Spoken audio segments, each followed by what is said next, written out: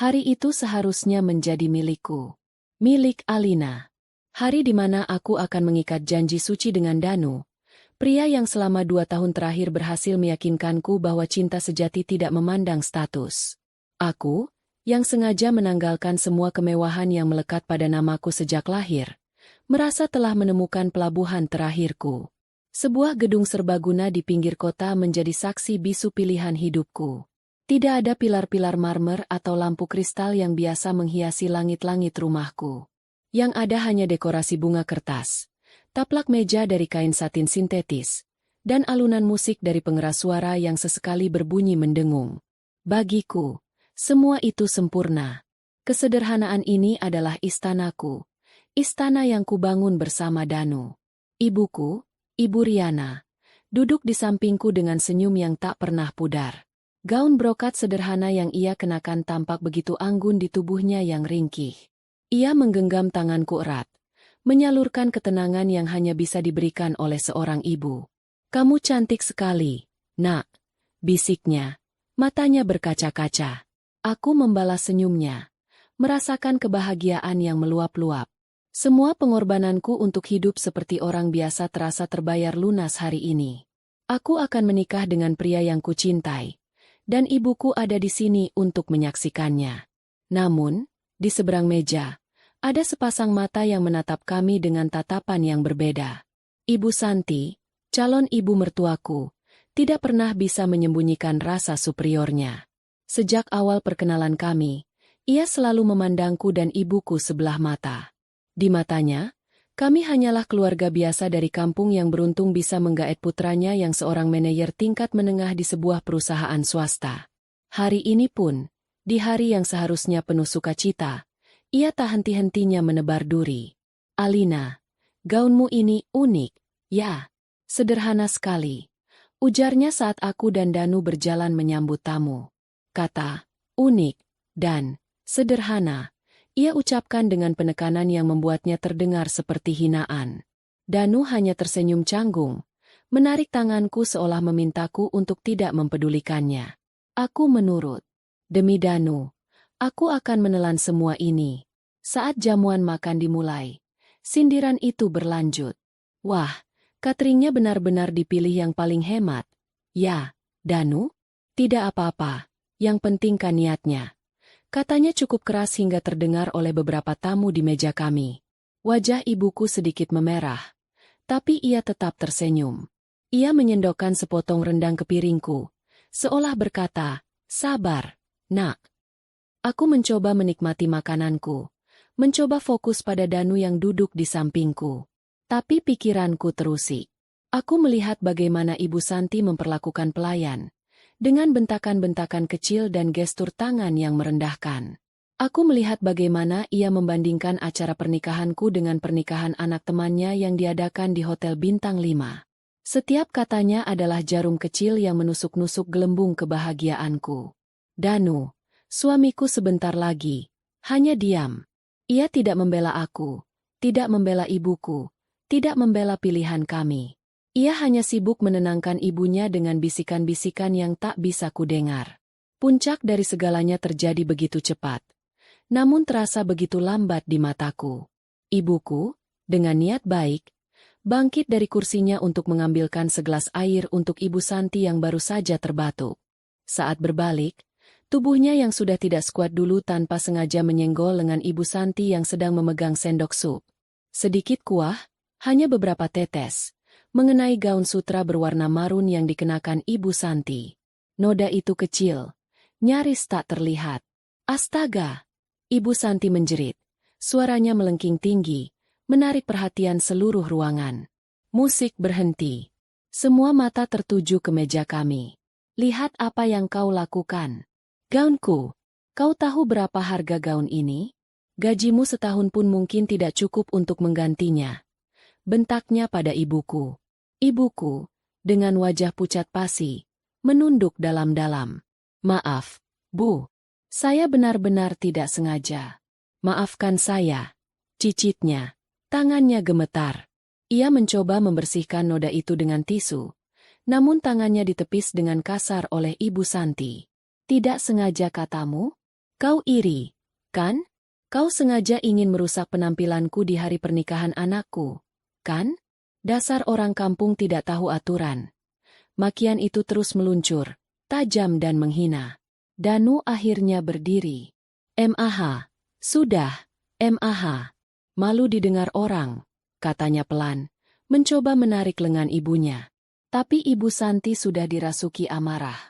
Matanya yang nyalang menatap semangkuk sup jagung panas yang masih mengepul di atas meja. Dengan gerakan yang tidak akan pernah kulupakan seumur hidupku, ia meraih mangkuk itu. Aku melihatnya. Aku melihat niat jahat di matanya. Aku ingin berteriak, ingin bergerak, tapi tubuhku membeku. Semua terjadi dalam hitungan detik. Ia mengangkat mangkuk itu dan, dengan sengaja, menyiramkan seluruh isinya ke arah ibuku. Arg! Jeritan kesakitan ibuku memecah keheningan. Sup panas itu tumpah di bagian dada dan lengannya.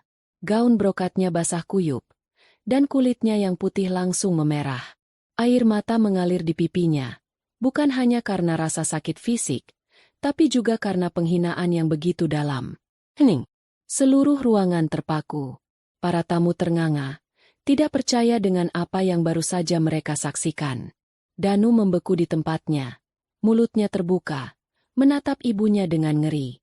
Dalam 1 detik itu, sesuatu di dalam diriku patah. Gelembung kebahagiaan yang kubangun dengan susah payah pecah berkeping-keping. Cinta yang kurasakan untuk Danu menguap, digantikan oleh amarah dingin yang membakar. Eksperimen hidup sederhanaku telah berakhir dengan cara yang paling menyakitkan. Aku bangkit dari kursiku. Gaun pengantinku terasa seperti kostum konyol. Aku berjalan mendekati ibuku, melepas selendang dari bahuku dan dengan lembut menyelimuti lengannya yang melepuh. Aku menatapnya, dan dalam tatapan itu, aku berjanji tanpa suara. Ini tidak akan kubiarkan. Kemudian, aku berbalik. Aku menatap Ibu Santi dengan tatapan yang belum pernah kulihat sebelumnya di cermin. Tatapan dingin, kosong, dan tanpa ampun. Aku berjalan melewati Danu yang masih mematung, meraih mikrofon yang tergeletak di atas panggung kecil. Suaraku tidak bergetar. Suaraku terdengar asing di telingaku sendiri, tenang namun mematikan. "Selamat sore, Bapak dan Ibu sekalian." Aku memulai, suaraku menggema di seluruh ruangan yang senyap. Semua mata tertuju padaku. "Terima kasih sudah datang untuk menyaksikan hari yang seharusnya menjadi hari bahagiaku." Aku berhenti sejenak. Mataku menyapu wajah Ibu Santi yang kini menatapku dengan campuran kaget dan angkuh. Lalu, aku menatap Danu, yang wajahnya penuh kebingungan dan ketakutan. Hari ini, di depan kalian semua, saya belajar satu hal. Bahwa kesederhanaan yang tulus bisa dianggap sebagai kehinaan oleh mereka yang hatinya busuk. Dan cinta ternyata tidak cukup kuat untuk melawan kelemahan. Aku mengalihkan pandanganku kembali ke Ibu Santi. "Untuk Anda, Ibu Santi," kataku, setiap kataku ucapkan dengan jelas. "Anda telah menyiram ibu saya dengan sup panas. Tapi yang Anda siram sebenarnya adalah masa depan putra Anda sendiri." Akhirnya, aku menarik napas dalam-dalam dan mengucapkan kalimat yang akan mengubah segalanya. Pernikahan ini batal. Detik ini juga. Bagi keluarga Danu, anggap ini hari terakhir kalian bisa menghina ibuku dengan tenang. Karena mulai besok, kalian akan belajar arti dari penyesalan. Tanpa menunggu jawaban, tanpa menoleh lagi, aku meletakkan mikrofon itu. Aku kembali ke sisi ibuku, memapahnya berdiri. Dengan kepala tegak, aku menuntun ibuku berjalan keluar dari gedung itu, meninggalkan gaun pengantinku yang ternoda, calon suami yang tak berdaya, dan sebuah surga yang telah terbakar menjadi abu. Langkahku mantap. Di balik punggungku, aku bisa merasakan tatapan ratusan orang, tapi aku tidak peduli.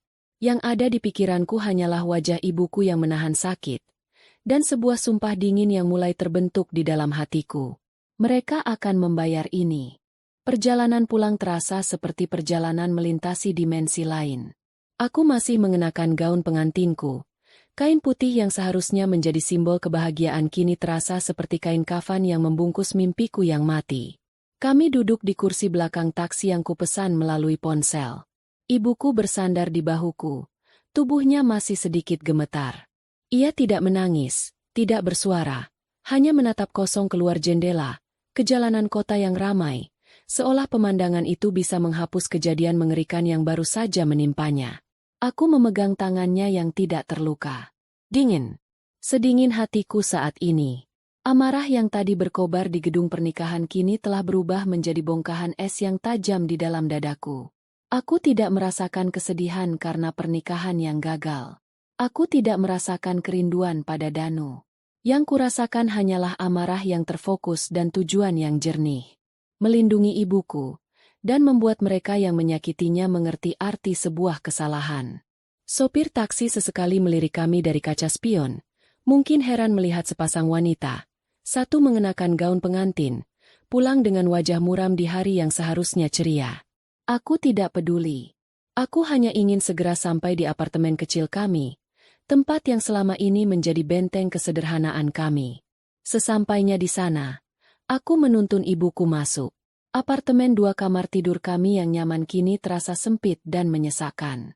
Semua hiasan kecil bertema pernikahan yang kupasang beberapa hari lalu, bunga-bunga plastik, pita-pita putih, terasa seperti ejekan. Tanpa berkata apa-apa, aku mulai menanggalkan semua hiasan itu satu persatu dan memasukkannya ke dalam kantong sampah. Ibuku hanya diam memperhatikanku dari sofa. Setelah semua jejak pesta yang gagal itu lenyap, aku menghampirinya. Bu, ayo, kita obati lukanya, kataku lembut, selembut yang kubisa. Aku membantunya melepas gaun brokatnya yang basah dan lengket. Kulit di bagian dada dan lengannya tampak merah padam. Di beberapa bagian bahkan mulai melepuh kecil. Hatiku terasa seperti diremas melihatnya. Ini ibuku. Wanita yang seumur hidupnya tidak pernah menyakiti seekor semut pun. Kini harus menanggung luka bakar karena niat baiknya disalahartikan oleh kesombongan. Dengan telaten, aku membersihkan lukanya menggunakan air hangat dan kain yang lembut. Aku mengambil salep luka bakar dari kotak P3K dan mengoleskannya dengan hati-hati. Ibuku hanya meringis pelan, menahan perih. Selama proses itu, tidak ada sepatah kata pun terucap di antara kami. Keheningan itu lebih menyakitkan daripada jeritan manapun. Setelah selesai, aku memakaikannya daster katunnya yang paling nyaman. Aku menyeduh teh hangat dan meletakkannya di meja. Aku duduk di hadapannya, menunggu.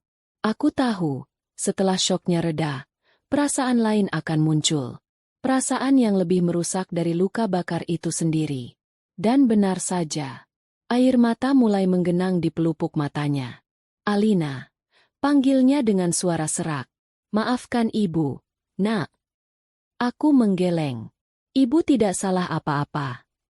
Ini semua salah ibu. Isaknya mulai pecah. Seharusnya ibu tidak ceroboh. Seharusnya ibu diam saja. Ibu sudah menghancurkan hari pernikahanmu. Hari yang paling penting untukmu. Air matanya mengalir deras, membasahi pipinya yang mulai menua. Danu, dia pasti kecewa padamu. Keluarganya ya Tuhan. Apa yang sudah ibu lakukan? Rasa bersalah. Itulah yang kini meracuni pikirannya. Ia tidak marah pada Ibu Santi. Ia malah menyalahkan dirinya sendiri. Inilah ibuku. Hatinya terlalu murni untuk melihat kejahatan orang lain. Hatiku terasa sakit mendengarnya. Aku berlutut di hadapannya, menggenggam kedua tangannya. Bu, dengarkan aku, kataku dengan tatapan sungguh-sungguh. Memaksanya untuk menatap mataku. Hari ini tidak hancur karena ibu. Hari ini hancur karena aku memilih pria yang salah. Pria yang tidak punya tulang punggung untuk membela wanita yang katanya ia cintai, dan ibunya. Aku tidak membatalkan pernikahan karena ibu menumpahkan kuah sup. Aku membatalkannya karena sup itu disiramkan ke ibu, dan Danu hanya diam. Aku melihat wajahnya. Bu, dia tidak marah pada ibunya. Dia hanya takut acaranya berantakan. Di saat itu, aku sadar, jika aku menikah dengannya, seumur hidup aku dan ibu akan selalu menjadi pihak yang harus mengalah. Seumur hidup kita akan selalu dianggap rendah. Aku tidak mau hidup seperti itu, Bu. Dan aku tidak akan pernah membiarkan ibu hidup seperti itu. Aku menghapus air matanya dengan ibu jariku. Ini bukan salah ibu. Ini adalah anugerah. Tuhan menunjukkan sifat asli mereka sebelum aku terikat seumur hidup. Kita seharusnya bersyukur, Bu. Bukan bersedih. Kata-kataku sepertinya sedikit menenangkannya. Isaknya mereda. Meski napasnya masih tersengal. Ia menatapku. Tatapan penuh kekhawatiran. Tapi, Nak, kamu mengatakannya di depan semua orang. Kamu mempermalukan mereka. Mereka akan apa, Bu? Potongku. Nada suaraku kini berubah. Rasa dingin itu kembali. Mereka akan membenci kita? Mereka sudah membenci kita sejak awal. Mereka akan membalas? Biarkan saja. Saatnya mereka tahu. Mereka sudah salah memilih lawan. Ibuku menatapku dengan bingung. Tidak mengerti maksud kalimat terakhirku. Selama ini, ia hanya tahu aku bekerja sebagai staf administrasi di sebuah perusahaan kecil, dengan gaji yang cukup untuk kami berdua hidup sederhana. Ia tidak tahu bahwa perusahaan kecil itu adalah salah satu anak perusahaan milik ayahku, yang sengaja kutempatkan di sana untuk mengawasiku dari jauh. Aku membantunya berbaring di sofa, menyelimutinya. Ibu istirahat. Ya, jangan pikirkan apa-apa lagi. Semuanya akan baik-baik saja. Aku janji. Ibuku akhirnya mengangguk. Matanya terlihat lelah. Tak lama kemudian, ia terlelap. Mungkin karena lelah fisik dan mental. Aku menatap wajahnya yang damai dalam tidur. Wajah yang selalu memberiku kekuatan. Wajah yang baru saja dilecehkan di depan umum. Sumpah itu kini telah utuh di dalam hatiku. Bukan lagi sekadar amarah sesaat. Ini adalah sebuah misi. Aku tidak akan menghancurkan mereka dengan cara yang sama kotornya. Aku tidak akan menyiram mereka dengan sup panas. Aku akan mengambil apa yang paling mereka banggakan, status sosial dan harga diri mereka. Aku akan membuat mereka sadar bahwa kesombongan mereka telah membuat mereka kehilangan sesuatu yang jauh lebih berharga daripada menantu dari keluarga kaya. Mereka telah kehilangan kesempatan untuk dihormati. Aku bangkit, berjalan ke kamarku. Aku menanggalkan gaun pengantin yang sudah kotor dan kusut itu, melemparkannya ke sudut ruangan tanpa perasaan. Aku mandi, membersihkan sisa-sisa hari yang mengerikan itu dari tubuhku. Saat aku keluar dari kamar mandi, aku merasa seperti orang yang berbeda. Alina yang sederhana, yang naif, yang percaya pada dongeng cinta, telah mati di gedung pernikahan tadi. Yang tersisa adalah Alina Adijaya. Aku mengambil ponselku. Bukan ponsel murah yang biasa kugunakan sehari-hari, tapi sebuah ponsel satelit terenkripsi yang selalu kusembunyikan di dasar lemari. Hanya ada beberapa nomor di dalamnya. Aku menekan satu nomor yang sudah lama tidak kuhubungi. Panggilan itu tersambung dalam 2 detik. Tidak ada sapaan basa-basi. Hanya suara berat dan berwibawa yang langsung ke inti. Ya. Aku menarik napas. Saat aku berbicara, suaraku terdengar asing. Dingin, tajam, dan penuh otoritas yang selama ini sengaja kupendam. Ayah, ini Alina. Ada jeda singkat di seberang sana. Mungkin kaget mendengar nada suaraku. Alina? Ada apa? Nak? Bagaimana pernikahanmu? Bongkahan es di dadaku terasa mengeras. Pernikahannya batal, yah? Apa? Suara ayahku terdengar menajam. Apa yang terjadi? Aku menceritakan semuanya. Singkat, padat, tanpa emosi. Aku menceritakan tentang sindiran Ibu Santi, tentang ketidakpedulian Danu, dan puncaknya, tentang semangkuk sup panas yang mendarat di tubuh ibuku. Aku tidak menangis. Aku hanya melaporkan fakta. Keheningan di ujung telepon terasa berat dan mencekam. Aku bisa membayangkan wajah ayahku. Wajah yang selalu tenang dan tersenyum, kini pasti mengeras seperti batu. Setelah keheningan yang terasa seperti selamanya, ayahku akhirnya berbicara. Suaranya rendah, nyaris seperti geraman. Suara yang biasa didengar oleh para direkturnya saat mereka melakukan kesalahan fatal. Di mana kamu sekarang? Di apartemen. Ibu sedang tidur. Tetap di sana. Jangan kemana-mana. Kirimkan nama lengkap calon suamimu dan nama perusahaan keluarganya. Sudah kukirim ke email ayah 5 menit yang lalu. Jawabku. Aku sudah mempersiapkan ini. Terdengar helaan napas berat dari seberang. Bagus. Katanya. Istirahatlah. Nak, temani ibumu. Sisanya, biar ayah yang urus. Tidak, Yah, potongku cepat. Mengejutkan ayahku dan diriku sendiri. Jangan ayah yang urus. Kali ini, biar aku. Terjadi keheningan lagi. Tapi kali ini berbeda. Aku bisa merasakan ada sedikit rasa bangga dalam keheningan itu. Apa rencanamu? Tanya ayahku. Aku akan kembali ke kantor pusat besok pagi. Aku butuh akses penuh ke divisi hukum dan investasi. Aku akan membuat mereka datang memohon. Bukan pada ayah, tapi pada ibu. Aku ingin mereka belajar bahwa harga dari semangkuk sup itu adalah seluruh harga diri mereka. Sebuah senyum tipis terukir di bibirku. Senyum pertama sejak insiden tadi. Itu bukan senyum bahagia. Itu adalah senyum seseorang yang telah menemukan tujuannya. Di seberang telepon, ayahku terkekeh pelan. Sebuah kekahan yang dingin dan penuh janji. Baiklah, putriku sudah pulang. Ruanganmu dan semua akses yang kau butuhkan akan siap besok pagi. Selamat datang kembali, Alina Adijaya. Panggilan itu berakhir. Aku meletakkan ponsel itu di meja. Aku berjalan ke jendela, menatap gemerlap lampu kota yang tak pernah tidur. Kota yang sama, tapi kini kulihat dengan mata yang berbeda. Selama ini aku lari dari dunia ini, dari nama Adijaya. Malam ini, aku akan merengkuhnya kembali. Bukan untuk kekuasaan atau kekayaan, tapi untuk keadilan bagi wanita yang sedang tertidur lelap di sofa itu. Permainan telah dimulai. Dan aku, yang akan menentukan aturannya. Pagi datang tanpa permisi. Sinar matahari menerobos masuk melalui celah gorden di apartemen kecil kami, menyorot debu-debu yang beterbangan di udara. Semalam aku tidak tidur. Aku duduk di kursi, mengawasi ibuku yang terlelap di sofa, memastikan napasnya teratur dan ia tidak kesakitan. Setiap kali ia sedikit bergerak atau mengerang pelan dalam tidurnya, amarah dingin di dalam diriku kembali menyala. Ini adalah malam terpanjang dalam hidupku. Saat ibuku terbangun, ia tampak bingung sejenak, seolah berharap semua yang terjadi kemarin hanyalah mimpi buruk. Tapi kemudian matanya melihat lengannya yang diperban, dan raut wajahnya kembali muram. Aku membawakannya segelas air hangat. Alina, katanya pelan. Semalam, ibu dengar kamu menelepon seseorang.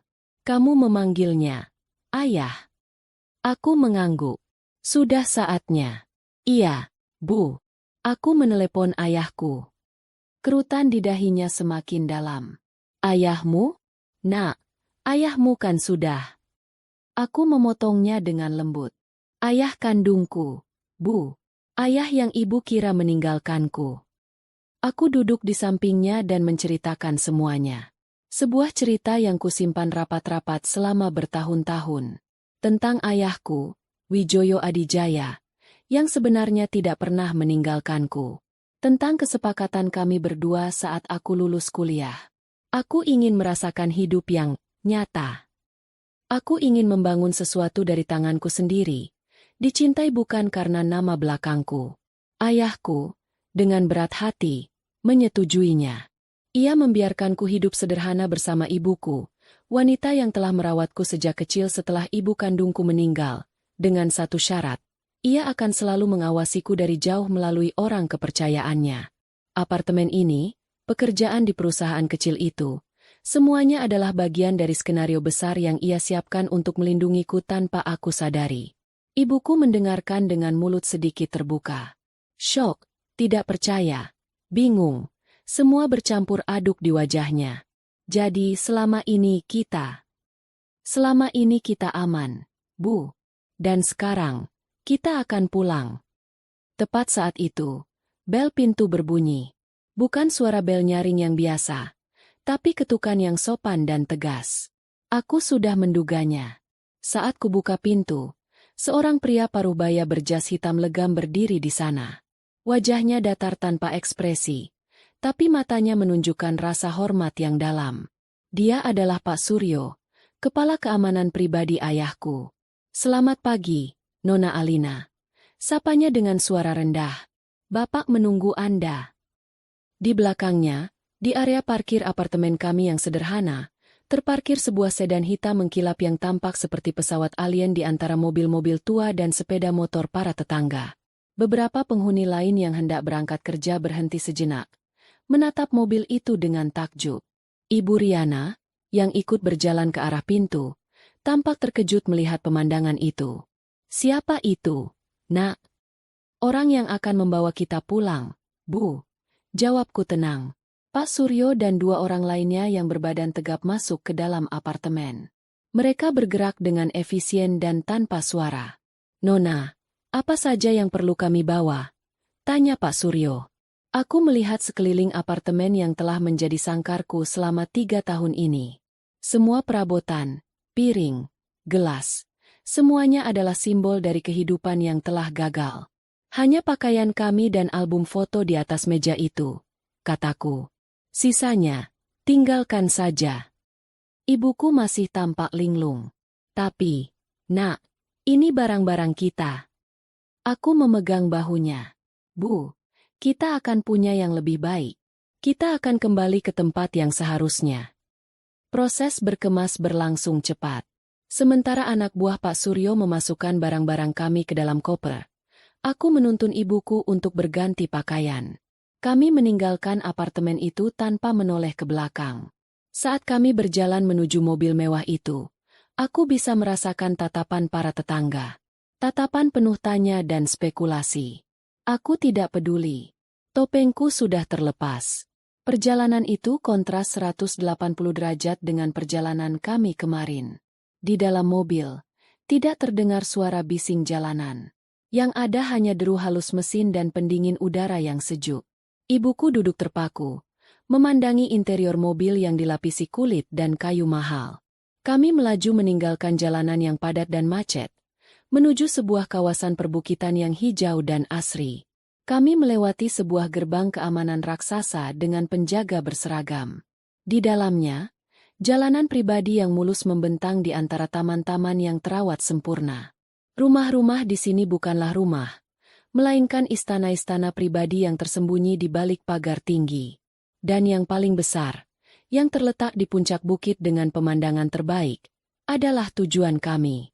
Mobil berhenti di depan sebuah rumah dengan pilar-pilar putih raksasa dan pintu kayu setinggi 2 kali tubuhku. Saat pintu mobil dibuka oleh seorang sopir berseragam, deretan pelayan sudah berbaris rapi di teras untuk menyambut kami. Mereka semua menunduk hormat. Ibuku mencengkeram lenganku, tampak kewalahan dan sedikit takut. Dan di sana, di puncak tangga, berdiri seorang pria tegap dengan rambut yang sudah memutih di beberapa bagian. Ia mengenakan setelan bisnis berwarna abu-abu, namun tatapannya hangat. Itu ayahku, Wijoyo Adijaya. Ia menuruni tangga dengan langkah cepat. Ia tidak memelukku lebih dulu. Ia langsung menghampiri ibuku. Riana, sapanya lembut. Maafkan saya. Seharusnya saya tidak membiarkan ini terjadi. Ia melihat perban di lengan ibuku. Rahangnya mengeras, dan kilat berbahaya muncul di matanya sejenak sebelum ia berhasil mengendalikannya. Suryo, panggil dokter pribadi saya sekarang juga untuk memeriksa lukanya. Baik, Pak. Jawab Pak Suryo, lalu segera beranjak pergi. Ayahku kemudian menoleh padaku. Ia tidak memelukku, hanya meletakkan tangannya di bahuku. Tatapannya mengatakan segalanya. Selamat datang kembali, dan sekarang saatnya bekerja. Kamarmu sudah disiapkan seperti sedia kala. Istirahatlah sejenak. 1 jam lagi, temui aku di ruang kerja, katanya. Itu adalah sebuah perintah. Aku mengangguk. Aku menuntun ibuku, yang masih seperti dalam mimpi, masuk ke dalam rumah. Pelayan menunjukkan kamarnya, sebuah suite mewah yang lebih besar dari seluruh apartemen kami. Aku membantunya duduk di tepi ranjang. Ini semua. Ibuku tidak bisa menyelesaikan kalimatnya. Ini rumah kita, Bu. Mulai sekarang, kataku. Aku meninggalkannya dalam perawatan seorang pelayan wanita yang lembut untuk beristirahat. Aku berjalan menyusuri koridor yang familiar menuju kamarku. Semuanya masih sama. Ranjang berukuran raksasa, jendela setinggi langit-langit dengan pemandangan kebun mawar, dan sebuah pintu menuju ruang ganti yang lebih mirip butik desainer. Aku membuka lemari-lemari kaca itu. Deretan gaun, tas, dan sepatu mahal yang tak pernah kusentuh selama 3 tahun menatapku kembali. Aku melepaskan pakaian sederhanaku. Aku berdiri di depan cermin besar, menatap pantulan diriku. Gadis dengan tatapan lelah dan rambut yang sedikit berantakan. Itu Alina yang lama. Aku tidak membutuhkannya lagi. Tanganku bergerak mantap, memilih pakaian. Bukan gaun, tapi sebuah setelan celana panjang berwarna biru tua dari bahan terbaik, kemeja sutra putih, dan sepasang sepatu hak tinggi yang tajam. Aku menata rambutku ke belakang menjadi sebuah sanggul yang rapi dan tegas. Aku memoles wajahku dengan riasan tipis, cukup untuk menutupi kelelahan dan menonjolkan ketajaman tulang pipiku. Saat aku menatap cermin lagi, orang yang balas menatapku adalah orang yang berbeda. Posturku tegak, tatapanku dingin, dan ada aura kekuasaan yang tak terbantahkan mengelilingiku. Ini adalah Alina Adijaya, pewaris tunggal grup Adijaya, dan dia datang untuk berperang. 1 jam kemudian, tepat waktu, aku mengetuk pintu ruang kerja ayahku. Ruangan itu dilapisi kayu gelap dan dipenuhi rak-rak buku yang menjulang tinggi. Di satu sisi, sebuah jendela besar menampilkan pemandangan kota dari atas bukit. Ayahku duduk di belakang mejanya yang besar, dan di hadapannya duduk 2 orang pria berjas lainnya. Aku mengenali mereka sebagai kepala tim hukum dan kepala tim investasi grup Adijaya. Di layar besar yang terpasang di dinding, terpampang sebuah diagram. Di tengah-tengah diagram itu ada sebuah logo perusahaan, PT Jaya Abadi. Di sekelilingnya ada foto-foto dan data.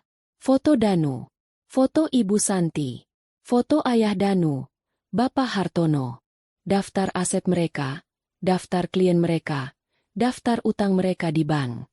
Semuanya sudah terpampang di sana. Tim ayahku bekerja dengan sangat cepat. Ayahku memberi isyarat agar aku duduk. Mereka perusahaan pemasok bahan bangunan kelas menengah, kata kepala tim investasi, memulai penjelasannya. Klien terbesarnya, PT Graha Sentosa, menyumbang 40% pendapatan mereka. Mereka punya pinjaman yang cukup besar di Bank BCA dan Mandiri untuk ekspansi usaha. Marin keuntungan mereka tipis. Mereka sangat rentan. Aku mendengarkan dengan saksama, menyerap setiap informasi. Pikiranku bekerja dengan cepat, menghubungkan titik-titik, mencari celah terlemah.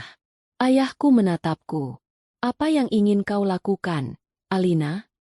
Aku mencondongkan tubuhku ke depan. Mataku tertuju pada logo PT Jaya Abadi di layar. Saya tidak ingin mereka bangkrut. Itu terlalu mudah dan terlalu cepat. Kataku, suaraku tenang dan terukur. Saya ingin mereka merasakannya pelan-pelan. Saya ingin mereka bangun setiap pagi dengan rasa cemas. Saya ingin mereka melihat semua yang mereka banggakan hancur berkeping-keping di depan mata mereka. Dan mereka tidak tahu kenapa. Aku menoleh pada kepala tim investasi. PT Graha Sentosa. Apakah kita punya hubungan dengan mereka? Pria itu tersenyum tipis. Pemilik PT Graha Sentosa adalah sepupu dari istri direktur keuangan kita. Mereka berutang budi pada kita. Bagus, kataku. Suruh mereka putuskan kontraknya. Segera. Alasannya restrukturisasi internal, atau apapun yang terdengar masuk akal. Lalu aku menoleh pada kepala tim hukum. Bang, saya ingin bank meninjau ulang semua fasilitas kredit PT Jaya Abadi. Cari alasan sekecil apapun untuk menekan mereka. Keterlambatan pembayaran 1 hari pun. Jadikan itu masalah besar. Buat mereka sulit mendapatkan modal kerja. Terakhir, aku menatap ayahku. Danu, dia bekerja di mana? Manajer pemasaran di PT Propertindo Makmur. Jawab ayahku. PT Propertindo Makmur adalah salah satu penyewa terbesar di gedung perkantoran kita di Sudirman. Tambah kepala tim investasi. Sebuah senyum dingin tersungging di bibirku. Saya rasa, PT Propertindo Makmur perlu melakukan evaluasi kinerja terhadap manajer mereka. Mungkin ada seseorang yang performanya tidak lagi memuaskan. Keheningan menyelimuti ruangan. Kedua kepala tim itu menatapku dengan campuran rasa kaget dan kagum. Ayahku hanya bersandar di kursinya. Matanya berkilat bangga. Topeng kesederhanaan telah sepenuhnya kulepaskan. Sang putri telah kembali ke singgasananya. Dan ia siap untuk memimpin pertempuran. Baik, kataku. Berdiri dari kursi. Mari kita mulai. 2 hari setelah pernikahan yang gagal itu, suasana di rumah keluarga Danu justru terasa lega. Ibu Santi, setelah semalaman mengomel tentang betapa memalukannya insiden itu, kini justru merasa menang. Ia duduk di sofa ruang tamunya yang mewah, menyeruput teh dari cangkir porselen mahal, dan berbicara dengan salah seorang temannya di telepon. Iya, Jeng. Untung saja batal. Lega sekali saya. Ternyata gadis itu dan ibunya memang tidak punya kelas sama sekali. Bayangkan, di hari pernikahan, membuat keributan seperti itu. Tidak punya etika. Untung anakku, Danu, terbebas dari mereka. Dia pantas mendapatkan menantu dari keluarga terpandang, bukan gembel seperti itu. Danu, yang baru saja pulang kerja, mendengar percakapan ibunya dan hanya bisa menghela napas. Ia berjalan ke kamarnya dengan lesu. Di satu sisi, ia merasa malu dengan kelakuan ibunya. Tapi di sisi lain, ia juga merasa kesal pada Alina. Bagaimana bisa Alina mempermalukan keluarganya seperti itu di depan semua orang? Egonya sebagai laki-laki terluka. Ia mencoba meyakinkan dirinya sendiri bahwa ini adalah yang terbaik. Alina terlalu keras kepala, dan hidup bersamanya pasti akan sulit. Ayahnya, Bapak Hartono, adalah yang paling pragmatis. Sudahlah, tidak usah dibahas lagi, katanya pada istrinya setelah Ibu Santi menutup telepon. Yang penting sudah selesai. Sekarang fokus saja pada bisnis. Proyek perumahan di Bekasi itu akan segera dimulai. Keuntungan kita akan besar. Mereka bertiga makan malam dengan suasana yang hampir normal, seolah-olah tidak pernah ada gadis bernama Alina dalam hidup mereka. Mereka adalah keluarga terpandang di lingkungan mereka. Bisnis mereka berjalan lancar, dan masa depan tampak cerah. Mereka tidak tahu bahwa ribuan kilometer di atas mereka, awan badai raksasa sudah mulai terbentuk. Badai itu datang keesokan paginya. Bukan dalam bentuk guntur atau kilat, tapi dalam bentuk sebuah panggilan telepon. Bapak Hartono sedang menikmati kopinya sambil membaca koran saat ponselnya berdering. Nama yang tertera adalah Pak Gunawan, PT Graha Sentosa. Itu adalah klien terbesar mereka. Selamat pagi, Pak Gunawan. Sapa Pak Hartono dengan ceria. Pagi, Pak Hartono. Balas suara di seberang dengan nada kaku. Maaf mengganggu. Saya menelepon untuk memberitahukan bahwa, dengan sangat menyesal, kami harus membatalkan kontrak pengadaan bahan bangunan dengan PT Jaya Abadi. Pak Hartono nyaris tersedak kopinya. Apa? Dibatalkan? Tapi kenapa? Kontrak kita masih berjalan 3 tahun lagi. Kita tidak pernah ada masalah. Ini keputusan dari manajemen pusat, Pak. Ada restrukturisasi besar-besaran. Kami harus memotong banyak sekali pos pengeluaran. Ini tidak ada hubungannya dengan kinerja perusahaan Bapak. Ini murni keputusan internal kami. Surat resminya akan segera kami kirimkan. Suara itu terdengar final dan tidak bisa diganggu-gugat. Panggilan itu berakhir. Pak Hartono duduk terpaku. Koran terlepas dari tangannya. 40% pendapatan perusahaannya baru saja lenyap dalam percakapan telepon 3 menit. Ia mencoba menenangkan dirinya. Ini bisnis. Hal seperti ini kadang terjadi. Ia harus segera mencari klien baru. Meski begitu, rasa cemas mulai merayap di hatinya. Masalah tidak berhenti di situ. Siangnya, kepala gudang meneleponnya dengan panik. Pak, pemasok semen kita, PT Perkasa Beton, tiba-tiba menolak mengirim barang. Katanya kita harus bayar lunas dulu semua tagihan yang tertunda baru mereka mau kirim lagi. Padahal biasanya kita selalu diberi tempo 3 bulan. Apa-apaan ini? bentak Pak Hartono. Sejak kapan aturannya berubah? Di saat yang bersamaan, Danu mendapat email dari atasannya. Rapat penting yang seharusnya ia pimpin besok dibatalkan. Proyek baru yang dijanjikan padanya diberikan kepada rekan kerjanya. Saat ia mencoba bertanya pada atasannya, jawabannya sangat dingin. Kinerjamu sedang dalam evaluasi, Danu. Untuk sementara, kerjakan saja tugas-tugas rutinmu. Danu merasa seperti dipukul. Evaluasi? Kinerjanya selalu menjadi yang terbaik. Promosi yang sudah di depan mata kini terasa menjauh.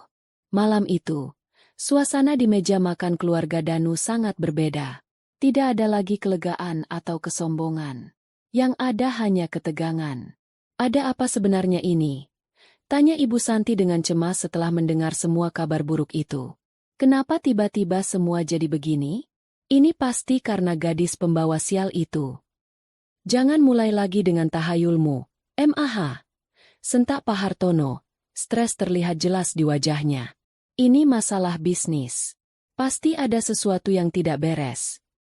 Tapi ini aneh, Pak. Semuanya terjadi bersamaan. Kata Danu. Kontrak Papa diputus. Pemasok menagih. Karierku di kantor tiba-tiba macet. Ini tidak mungkin kebetulan. Selama beberapa hari berikutnya, keadaan semakin memburuk. Badai itu terus menghantam tanpa henti. Sebuah tim inspeksi dari Dinas Tata Kota tiba-tiba datang ke lokasi proyek mereka dan menemukan belasan pelanggaran kecil yang biasanya bisa diselesaikan dengan uang damai. Tapi kali ini, mereka sangat kaku. Proyek itu disegel, dihentikan sementara. Kerugian membengkak setiap harinya. Lalu, pukulan yang paling telak datang dari bank. Manajer bank yang biasanya ramah dan selalu mengajak Pak Hartono main golf, kini menelepon dengan nada resmi. Ia memberitahukan bahwa karena perubahan kebijakan internal dan meningkatnya profil risiko sektor properti, pihak bank memutuskan untuk tidak memperpanjang fasilitas kredit untuk PT Jaya Abadi. Mereka bahkan diminta untuk segera melunasi sebagian pinjaman mereka yang akan jatuh tempo bulan depan. Disinilah kepanikan berubah menjadi teror. Tanpa modal dari bank, tanpa klien besar, dan dengan proyek yang terhenti, perusahaan mereka berada di ambang kehancuran. Uang kas mereka menipis dengan cepat. Pak Hartono tidak bisa tidur. Ia menghabiskan malam-malamnya di ruang kerja, mencoba mencari tahu apa yang sebenarnya terjadi. Ini bukan lagi sekadar nasib buruk. Ini terasa seperti sebuah serangan yang terkoordinasi. Seseorang yang sangat kuat sedang mencoba menghancurkan mereka. Tapi siapa? Dan kenapa? Ia mencoba menghubungi relasi-relasinya. Mencoba mencari tahu. Ia menelepon Pak Gunawan dari PT Graha Sentosa lagi, memohon penjelasan. Setelah didesak berkali-kali, Pak Gunawan akhirnya menyerah. Pak Hartono, dengar. Bisiknya di telepon. Suaranya terdengar takut. Saya tidak bisa bicara banyak. Ini perintah dari atas. Sangat atas. Atas siapa? Desak Pak Hartono. Ada jeda panjang. Adijaya, bisik Pak Gunawan, lalu segera menutup telepon. Adijaya. Nama itu menggema di kepala Pak Hartono. Grup Adijaya. Raksasa properti dan pertambangan itu. Apa urusan mereka dengan perusahaan kecil miliknya? Ia memutar otaknya. Apakah ia pernah secara tidak sengaja mengganggu salah satu proyek mereka? Apakah ia menyinggung salah satu direktur mereka? Ia tidak bisa mengingat apapun. Ia merasa seperti seekor semut yang hendak diinjak oleh gajah. Dan ia tidak tahu kenapa gajah itu marah. Ia menceritakan nama itu pada istri dan anaknya. Mereka sama bingungnya. Adijaya? Tanya Ibu Santi. Aku tidak pernah dengar nama itu. Apa salah kita pada mereka? Danu terdiam. Nama itu terdengar samar-samar, tapi ia tidak bisa mengingat di mana ia pernah mendengarnya. Pikirannya terlalu kacau oleh masalah di kantornya sendiri. Dengan putus asa, Pak Hartono mencoba menghubungi kantor pusat grup Adijaya. Ia hanya ingin meminta bertemu, untuk memohon dan mencari tahu apa kesalahannya. Tapi usahanya sia-sia. Setiap kali ia menelepon, ia selalu dioper ke sana kemari oleh operator. dan panggilannya tidak pernah sampai ke orang yang penting. Ia mengirim email, tidak pernah dibalas. Ia seperti membentur sebuah dinding tak kasat mata. Malam itu, ia membanting gagang teleponnya ke meja dengan frustrasi. Sialan! Siapa ini Adijaya? Kenapa mereka mengincar kita? Teriaknya di ruang kerjanya yang gelap.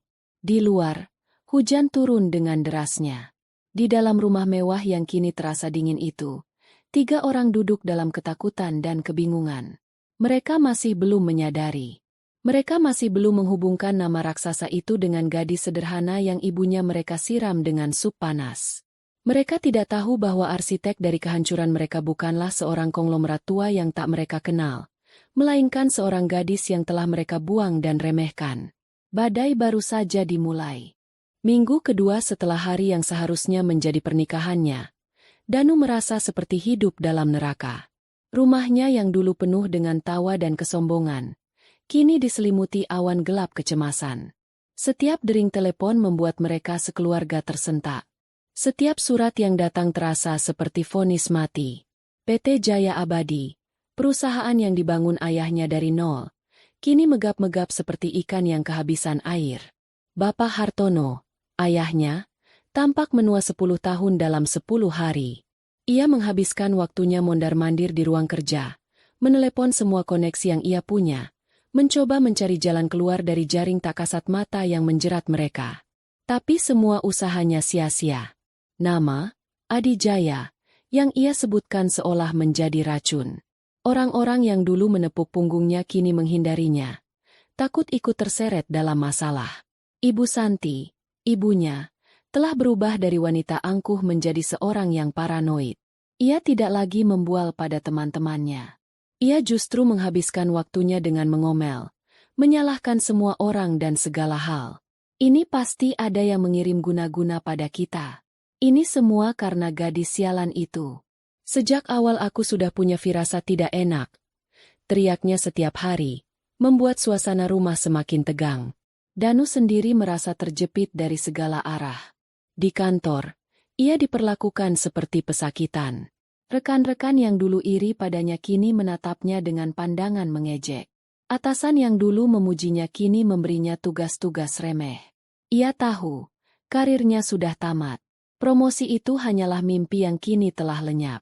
Setiap malam, mereka bertiga akan duduk di meja makan dalam keheningan yang menyiksa, hanya ditemani suara denting sendok dan garpu. Malam ini, ayahnya meletakkan sendoknya dengan kasar. "Aku sudah buntu," kata Pak Hartono. Suaranya serak karena lelah. Tidak ada yang mau membantu. Nama Adijaya itu seperti tembok raksasa yang tidak bisa ditembus. "Lalu kita harus bagaimana, Pak?" Isak Ibu Santi. "Rumah kita akan disita bank. Perusahaan akan bangkrut. Kita akan jadi gelandangan." Danu hanya diam. Pikirannya berputar. Ia terus teringat pada Alina. Pada kesederhanaannya, pada senyumnya, dan pada tatapan matanya yang berubah dingin di hari pernikahan itu. Ia teringat pada kalimat terakhirnya. "Kalian akan belajar arti dari penyesalan." Mungkinkah? Mungkinkah gadis biasa seperti Alina punya hubungan dengan semua ini? Itu tidak masuk akal.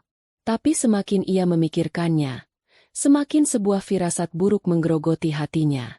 "Danu," panggil ayahnya, membuyarkan lamunannya. "Apa kau yakin gadis itu tidak pernah menyebutkan sesuatu? Koneksi keluarga? Apa saja?" Danu menggeleng. "Tidak, Pah. Dia selalu bilang keluarganya sederhana. Ibunya hanya ibu rumah tangga biasa." "Omong kosong," sela Ibu Santi. "Pasti dia pembohong. Lihat saja kelakuannya. Tidak mungkin orang biasa bisa begitu kurang ajar." Di tengah keputusasaan itu, sebuah ide gila muncul di benak Danu. Satu-satunya benang kusut yang belum mereka coba urai. Aku akan coba menelepon Alina," katanya pelan. Kedua orang tuanya menatapnya. "Untuk apa?" tanya ayahnya skeptis. "Apa urusannya gadis itu dengan grup Adijaya?" "Aku tidak tahu, Pah. Tapi hanya ini yang tersisa. Aku harus bertanya padanya.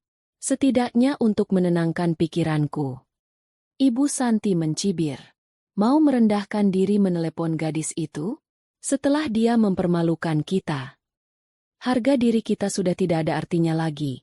MAH. Bentak Danu. Emosinya akhirnya meledak. Perusahaan diambang kehancuran. Dan mamah masih bicara soal harga diri. Malam itu, Danu mengurung diri di kamarnya. Ia mencari nomor lama Alina di ponselnya. Saat ia coba hubungi, hanya suara operator yang menjawab. Nomor yang Anda tuju sudah tidak aktif. Hatinya mencelos. Jejak Alina seolah terhapus dari bumi.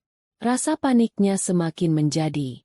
Keesokan harinya, dengan putus asa, ia pergi ke kompleks apartemen tempat Alina dulu tinggal.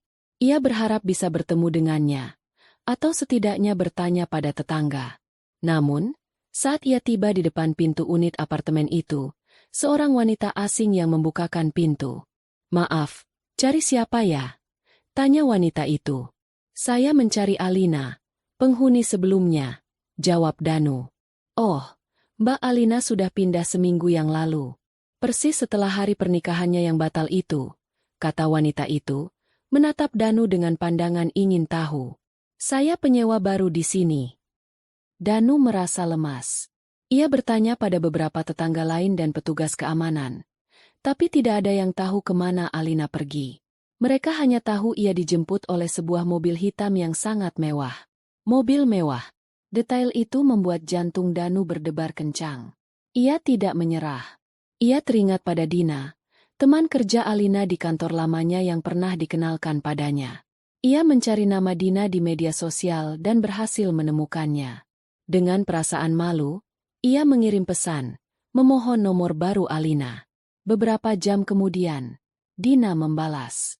Balasannya singkat dan dingin. "Aku tidak tahu apa masalahmu dengan Alina. Tapi dia sudah banyak berubah. Jangan sakiti dia lagi." Di bawah pesan itu, tertera sederet nomor baru. Danu menatap nomor itu selama hampir 1 jam. Ia ragu, takut, dan malu. Tapi bayangan wajah ayahnya yang putus asa dan isak tangis ibunya mendorongnya. Ia harus melakukan ini. Dengan tangan gemetar, ia menekan tombol panggil. Panggilan itu tersambung. Tapi suara yang menjawab bukanlah suara Alina yang lembut yang ia kenal. Itu adalah suara wanita lain yang jernih dan profesional. "Selamat sore. Dengan kantor Ibu Alina Adijaya. Ada yang bisa saya bantu?" Danu terpaku. Otaknya membeku. Ibu Alina Adijaya. Nama itu, Adijaya. Nama yang sama dengan yang disebut Pak Gunawan. Nama yang sama dengan yang menghantui keluarganya. Kebetulankah ini? Halo? Jawab Danu terbata-bata. Saya ingin bicara dengan Alina." "Mohon maaf. Bapak siapa dan dari mana? Apakah sudah ada janji?" tanya suara itu lagi, tetap sopan namun tegas. "Nama saya Danu." "Bilang saja Danu. Dia kenal saya." "Baik. Mohon ditunggu sebentar." Danu menunggu. Setiap detik terasa seperti 1 jam. Ia bisa mendengar detak jantungnya sendiri. Kemudian, sambungan itu berpindah. "Halo." Suara itu suara Alina. Tapi bukan Alina yang ia kenal. Suara ini dingin seperti es, tanpa kehangatan sedikit pun. Nada bicaranya formal dan berjarak. "Alina, ini aku, Danu," katanya gugup. "Saya tahu," jawab Alina singkat. Aku minta maaf. Soal hari itu. Aku benar-benar minta maaf atas kelakuan ibuku. Aku harap kita bisa." "Bisa apa, Danu?" potong Alina. Suaranya datar. "Melupakan semuanya? Melanjutkan seolah tidak terjadi apa-apa?" "Ya, mungkin maksudku, kita semua membuat kesalahan," kata Danu, merasa semakin bodoh. Alina tertawa kecil di seberang sana. Tapi itu bukan tawa bahagia. Itu tawa dingin yang penuh cemooh. "Kesalahan, katamu? Ibumu dengan sengaja melecehkan ibuku di depan umum. Itu bukan kesalahan. Itu adalah pilihan." Danu menelan ludah. Ia sadar basa-basi tidak akan berhasil. Ia harus langsung ke intinya. "Alina, Aku tahu aku tidak pantas bertanya. Tapi, keluargaku, bisnis ayahku hancur. Semuanya terjadi setelah hari itu. Kami punya masalah dengan grup Adijaya. Ia mengucapkan nama itu dengan hati-hati, mengamati reaksi Alina. Alina terdiam sejenak. Danu menahan napas. Lalu, jawab Alina akhirnya, dengan nada pura-pura tidak mengerti. Apa hubungannya denganku? Kenapa kau menanyakan soal grup Adijaya padaku? Bukankah menurut keluargamu, aku ini hanya gadis kampung miskin yang tidak punya apa-apa? Setiap kata dalam kalimat itu adalah tamparan. Sarkasme yang begitu tajam membuat Danu merasa terhina sekaligus ketakutan. Alina, tolonglah. Mohon Danu. Suaranya kini terdengar putus asa. Jika memang kamu ada di balik semua ini, aku mohon, hentikan. Hukum aku saja. Jangan orang tuaku. Alina kembali tertawa. Kali ini lebih lama. Menarik sekali, Danu. Baru sekarang kau bicara soal melindungi orang tuamu. Di mana keberanianmu saat ibumu menyiram ibuku dengan sup panas? Kau hanya berdiri di sana, seperti pengecut, lebih khawatir acaramu rusak daripada martabat ibuku. Sekarang, saat perusahaan ayahmu yang terancam, kau baru berani memohon. Alina. Dengar, Danu, potong Alina. Nadanya kini berubah menjadi sangat serius dan mematikan. Prioritasmu selalu salah. Kau tidak menelepon untuk menanyakan kabar ibuku yang kulitnya melepuh. Kau menelepon karena uang ayahmu habis. Itu menunjukkan siapa dirimu sebenarnya. Sebelum Danu bisa menjawab, Alina melanjutkan. Saya sedang sibuk.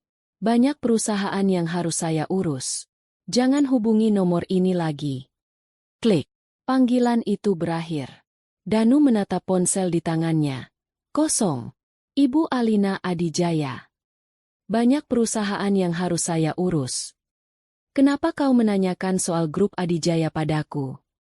Semua potongan puzzle itu kini mulai menyatu di kepalanya, membentuk sebuah gambaran yang begitu mengerikan, begitu mustahil, hingga ia tidak berani mempercayainya. Ia berjalan gontai keluar dari kamarnya. Ayah dan ibunya langsung menatapnya dengan penuh harap. Bagaimana, Danu? Apa katanya? Tanya Pak Hartono. Danu menatap kedua orang tuanya. Wajahnya pucat pasi. Ia menceritakan percakapannya di telepon. Tentang suara sekretaris, tentang panggilan, Ibu Alina Adijaya, tentang jawaban Alina yang dingin dan penuh sarkasme. Ibu Santi menggelengkan kepalanya dengan histeris. Tidak mungkin. Itu tidak mungkin. Dia pasti hanya menggertak. Dia membayar orang untuk berpura-pura. Dia ingin kita takut. Tapi Pak Hartono, sang pebisnis, melihat sesuatu yang lain. Ia melihat sebuah pola yang mengerikan. Dia tidak menyangkalnya. Danu, desisnya, matanya menyiratkan ketakutan yang luar biasa. Dia tidak bilang, aku tidak tahu apa-apa. Dia mengelak dan mengejek kita. Dia tahu segalanya. Ia menatap putranya dengan tatapan tajam. Kita salah fokus selama ini. Kita tidak seharusnya menyelidiki grup Adijaya. Kita harus menyelidiki siapa sebenarnya Alina. Setelah panggilan telepon yang mengerikan itu, suasana di rumah keluarga Hartono berubah dari panik menjadi teror yang terfokus.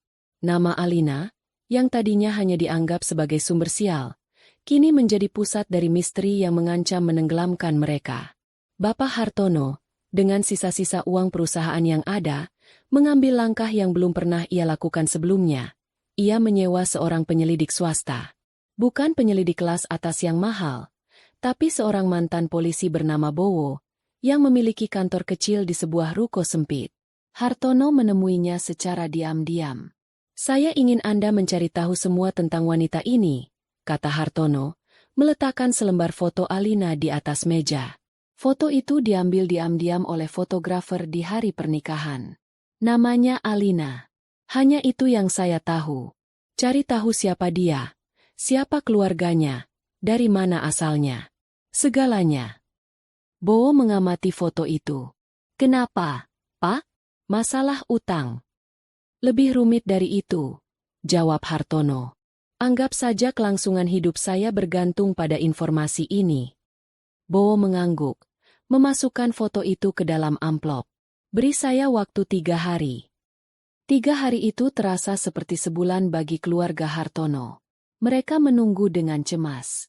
Sementara itu, tekanan terus datang. Ban mengirim surat peringatan pertama. Pemasok lain menolak mengirim barang. PT Jaya Abadi benar-benar lumpuh. Hari pertama, Bowo memulai penyelidikannya dari titik awal, apartemen tempat Alina pernah tinggal. Ia berbicara dengan tetangga dan petugas keamanan. Informasinya sama dengan yang didapat Danu. Alina dan ibunya pergi dijemput mobil hitam mewah. Tidak ada yang tahu plat nomornya. Tidak ada yang tahu tujuannya. Hari kedua, Bowo mendatangi perusahaan kecil tempat Alina dulu bekerja. Ia mengaku sebagai petugas sensus untuk bisa melihat data karyawan. Ia menemukan data Alina, tapi semuanya tampak terlalu biasa. Alamat apartemen sewaan, nomor telepon yang sudah tidak aktif, kolom kontak darurat diisi dengan nama ibunya, Riana. Tidak ada jejak keluarga lain. Saat ia bertanya lebih jauh pada manajer personalia, jawabannya sangat standar. Mbak Alina mengundurkan diri baik-baik. Kami tidak tahu dia sekarang di mana. Semuanya buntu. Jejak Alina seolah terhapus dengan sangat rapi. Pada hari ketiga, Bowo menelepon Hartono. Pak, saya buntu. Wanita ini seperti hantu. Tidak ada catatan. Tidak ada jejak. Setelah dia keluar dari apartemennya, dia lenyap. Harus ada sesuatu. Desak Hartono di telepon. Suaranya terdengar putus asa. Coba cari lagi. Media sosial. Apa saja. Bowo menghela napas. Pekerjaan ini ternyata lebih sulit dari yang ia duga. Ia kembali ke kantornya, menyalakan komputer. Ia sudah mencoba mencari nama Alina di semua platform media sosial, tapi ada ribuan nama yang sama. Tidak ada petunjuk. Kemudian, ia teringat sesuatu. Hartono menyebut nama Adi Jaya. Mungkin ia harus mengubah strateginya. Ia tidak akan mencari Alina. Ia akan mencari Adi Jaya. Ia mengetik grup Adi Jaya di mesin pencari. Ribuan artikel berita bisnis dan foto-foto perusahaan muncul. Ia membuka satu persatu, mencari wajah-wajah direksi, berharap menemukan koneksi. Tidak ada. Ia lalu mencoba pencarian yang lebih spesifik, keluarga Wijoyo Adi Jaya. Wijoyo Adi Jaya adalah pendiri dan pemimpin tertinggi grup itu. Seorang figur legendaris yang sangat jarang muncul di publik. Beberapa artikel gosip muncul, menyebutkan bahwa Wijoyo adalah seorang duda yang memiliki satu anak perempuan. Tapi anaknya itu sangat dijaga privasinya dan tidak pernah terekspos media. Bowo hampir menyerah. Mungkin ini memang hanya kebetulan. Mungkin Alina hanya seorang penipu yang kebetulan menggunakan nama yang sama untuk menakut-nakuti Danu. Tapi ia memutuskan untuk mencoba satu hal terakhir. Ia melakukan pencarian gambar dengan kata kunci, Wijoyo Adi Jaya acara sosial. Ia menggulir ratusan foto, peresmian gedung, konferensi pers, rapat pemegang saham. Wajah Wijoyo Adi Jaya selalu tampak serius, dikelilingi pria-pria berjas lainnya. Lalu, matanya berhenti pada sebuah foto. Foto itu berkualitas agak rendah, sepertinya diambil dari arsip berita sebuah universitas swasta ternama, 3 tahun yang lalu. Judul beritanya, Grup Adi Jaya berikan beasiswa penuh bagi lulusan terbaik. Di foto itu, Wijoyo Adi Jaya sedang menyerahkan sebuah plakat secara simbolis. Dan di antara kerumunan mahasiswa di latar belakang, berdiri seorang gadis yang tersenyum cerah. Rambutnya dikuncir kuda. Wajahnya tampak lebih muda dan riang. Tapi Bowo mengenalinya. Tanpa keraguan sedikit pun. Itu adalah Alina. Jantung Bowo berdebar. Ia memperbesar foto itu. Alina berdiri agak jauh dari Wijoyo, tapi tatapan mereka seolah terhubung. Ada kehangatan di sana. Ini bukan sekadar kebetulan. Ia terus mencari. Ia menggunakan foto Alina dari universitas itu untuk melakukan pencarian gambar terbalik. Dan kali ini, ia menemukan jackpot. Sebuah blog pribadi milik salah seorang teman kuliah Alina. Blog itu sudah lama tidak aktif. Postingan terakhirnya adalah 4 tahun yang lalu, tentang sebuah pesta ulang tahun. Ada beberapa foto di sana. Dan di salah satu foto, Alina sedang meniup lilin kue ulang tahun. Di sampingnya, berdiri pria yang sama dengan yang ada di berita universitas, tersenyum bangga. Pria itu adalah Wijoyo Adijaya. Di bawah foto itu, ada sebuah komentar dari teman mereka. Wah, seru banget pestanya. Selamat ulang tahun ya, Alina. Salam buat Pak Wijoyo. Ayahmu hebat sekali. Ayahmu. Bowo merasa seluruh darah di tubuhnya membeku. Ia menatap layar komputernya, lalu menatap foto Alina yang diberikan Hartono. Gadis sederhana di foto pernikahan. Gadis pewaris tahta salah satu kerajaan bisnis terbesar di Indonesia. Semuanya kini masuk akal. Mobil mewah, jejak yang hilang, panggilan telepon yang dingin, kehancuran bisnis keluarga Hartono. Ia tidak menelepon Hartono. Masalah ini terlalu besar untuk dibicarakan di telepon. Ia mengirim pesan singkat. Saya punya hasilnya. Temui saya di kafe biasa. Segera. Bapak Hartono datang dengan tergesa-gesa. Wajahnya penuh harapan dan kecemasan. Bagaimana, Bowo? Kau menemukan sesuatu? Bowo tidak menjawab. Ia hanya menyodorkan sebuah amplop coklat ke seberang meja. Hartono membukanya dengan tangan gemetar. Di dalamnya ada 2 lembar kertas. Lembar pertama adalah foto Alina di hari pernikahannya. Lembar kedua adalah cetakan berwarna dari foto di blog ulang tahun itu. Alina yang tersenyum di samping Wijoyo Adijaya. Hartono mengerutkan kening. Ini kan Alina? Siapa pria tua di sebelahnya? Kakeknya? Tanyanya. Masih belum mengerti. Bowo menatap lurus ke mata Hartono. Ia mengucapkan kalimatnya pelan-pelan, membiarkan setiap kata meresap. Pria itu bukan kakeknya. Pak, itu Wijoyo Adijaya, pendiri dan pemilik grup Adijaya. Ia berhenti sejenak, lalu menyampaikan pukulan terakhirnya. Dia ayahnya. Dunia Bapak Hartono runtuh saat itu juga. Warna menghilang dari pandangannya. Suara kafe yang ramai mendadak senyap. Ia hanya bisa mendengar suara denging di telinganya. Ia menatap foto itu, lalu menatap Bowo, lalu kembali menatap foto itu. Otaknya berputar, mencoba memproses informasi yang mustahil itu. Alina, gadis sederhana yang putranya kencani. Gadis yang ibunya mereka anggap kampungan. Gadis yang calon mertuanya siram dengan sup panas di depan umum. Adalah putri tunggal Wijoyo Adijaya. Semua kepingan puzzle itu kini menyatu dengan bunyi yang memekakan telinga. Kontrak yang dibatalkan. Ban yang menekan. Proyek yang dihentikan. Karir Danu yang macet. Semuanya bukan kebetulan. Semuanya adalah serangan yang terencana, diluncurkan oleh sebuah kekuatan raksasa. Bukan karena mereka menyinggung seorang konglomerat dalam urusan bisnis. Tapi karena mereka telah menghina darah dagingnya. Hartono pulang seperti zombie. Ia bahkan tidak ingat bagaimana ia menyetir mobilnya. Ia masuk ke dalam rumah, membanting pintu. Ibu Santi dan Danu, yang sedang duduk di ruang keluarga, terkejut melihatnya. Pah, ada apa? Wajahmu pucat sekali. Tanya Danu. Hartono tidak menjawab. Ia berjalan ke meja.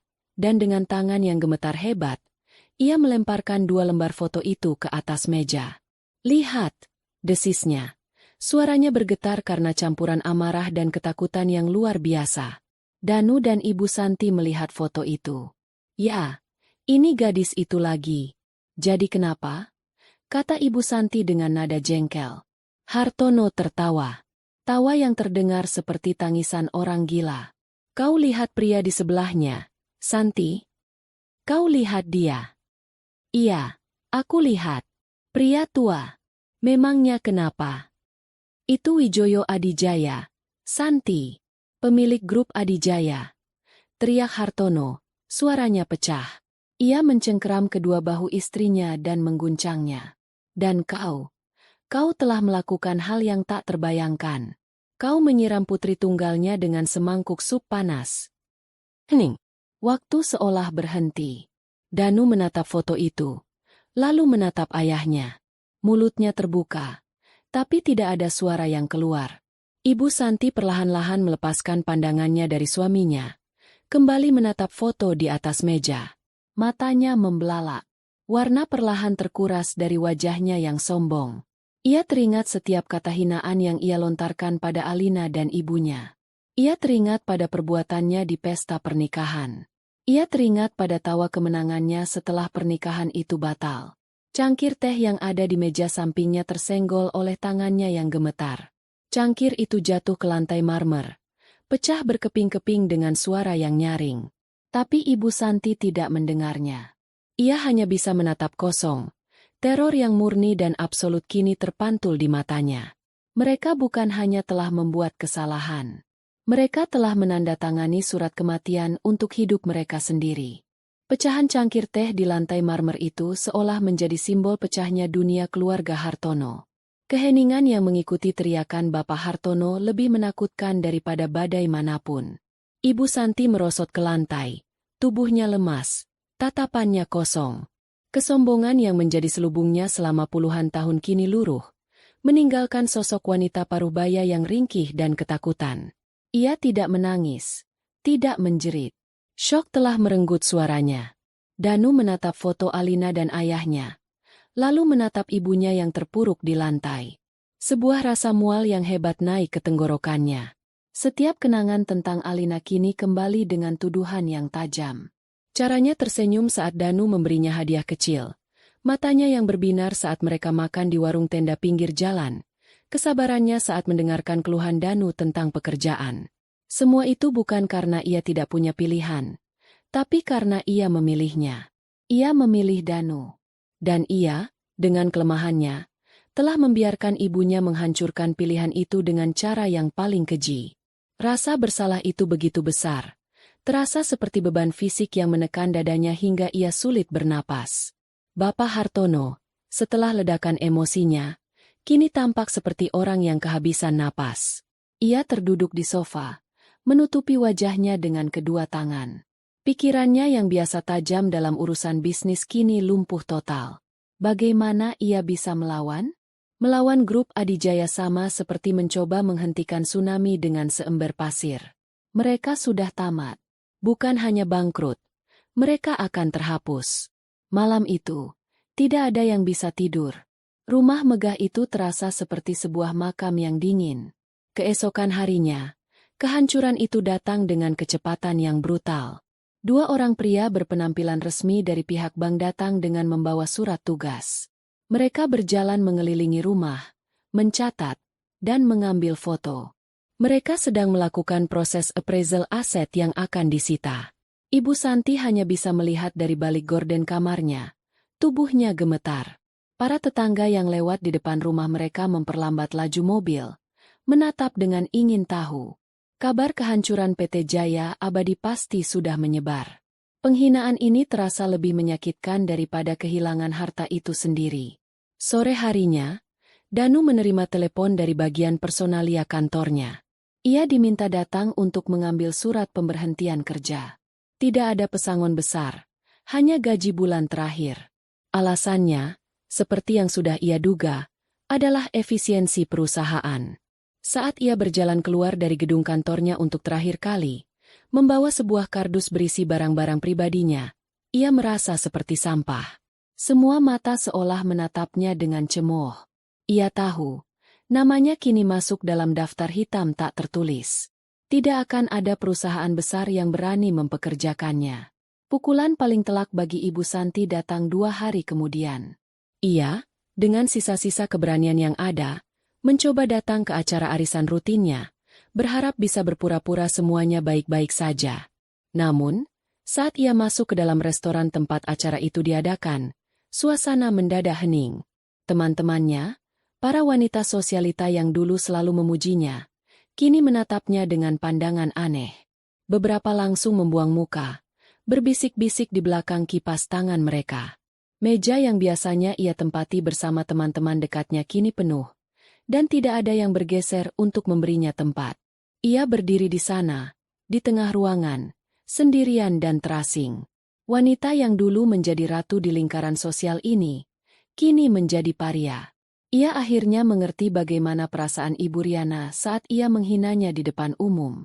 Dengan perasaan malu yang membakar, ia berbalik dan lari keluar dari restoran, tak sanggup menahan air matanya lebih lama lagi.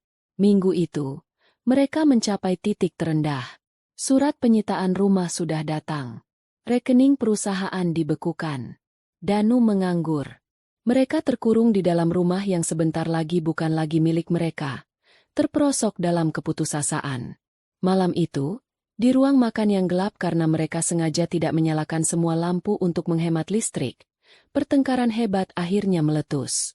"Ini semua salahmu, Santi," teriak Bapak Hartono, menunjuk istrinya dengan jari gemetar. "Jika bukan karena kesombonganmu, jika kau tidak merasa lebih tinggi dari semua orang, kita tidak akan seperti ini.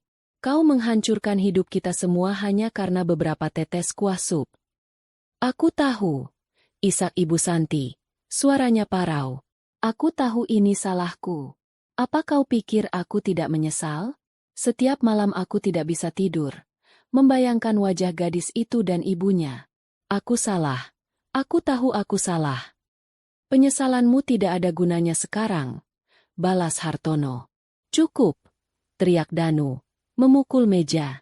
"Menyalahkan ibu tidak akan mengubah apapun. Aku juga salah. Aku yang paling salah. Seharusnya aku membelanya hari itu. Seharusnya aku menghentikan ibu. Seharusnya aku menjadi laki-laki. Tapi aku tidak melakukannya. Aku hanya diam. Jadi ini juga salahku." Ia menunduk. Bahunya bergetar. "Aku mencintainya. Pah, MAH. Aku benar-benar mencintainya. Dan aku menghancurkannya." Pengakuan itu membuat suasana hening. Bapak Hartono menatap putranya yang hancur, dan amarahnya perlahan surut, digantikan oleh kesedihan yang mendalam. Ibu Santi menatap Danu, dan isak tangisnya semakin menjadi. Untuk pertama kalinya, ia tidak menangis karena nasibnya sendiri, tapi karena melihat penderitaan putranya. Di tengah reruntuhan keluarga mereka, di titik terendah keputusasaan, Ibu Santi akhirnya mengucapkan kalimat yang menjadi titik balik. Kita harus minta maaf," bisiknya lirih. Hartono menatapnya. "Minta maaf? Apa gunanya? Mereka tidak akan mendengarkan." "Kita harus mencoba," isak Santi. "Bukan supaya mereka mengampuni kita. Tapi karena kita memang harus melakukannya. Aku harus minta maaf pada Ibu Riana. Aku harus bersujud di kakinya jika perlu. Aku tidak peduli dengan perusahaan atau rumah ini lagi. Aku hanya ingin menebus dosaku." Danu mengangkat kepalanya, menatap ibunya dengan tidak percaya. Kesombongan itu telah benar-benar hilang, digantikan oleh penyesalan yang tulus. Bapak Hartono menghela napas panjang. Ia tahu, ini bukan lagi strategi bisnis. Ini adalah satu-satunya jalan menuju penebusan, sekecil apapun kemungkinannya. "Baiklah," katanya pasrah. "Kita akan mencoba. Kita akan memohon untuk bertemu. Kita akan membuang sisa harga diri kita yang terakhir." Keputusan itu tidak memberikan kelegaan, tapi memberikan mereka tujuan.